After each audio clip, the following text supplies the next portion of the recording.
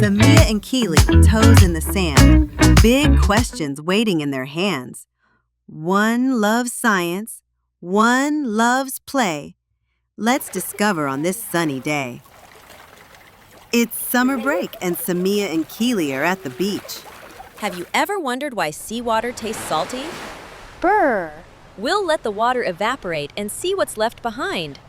As the sun heats the jars, water turns to vapor, but salt stays behind.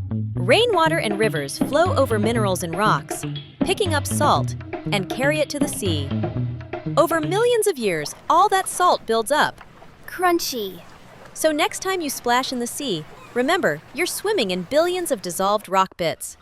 Evaporation in the sun, salt stays, water's gone. Rock to river, sea to shore, ocean salt forevermore.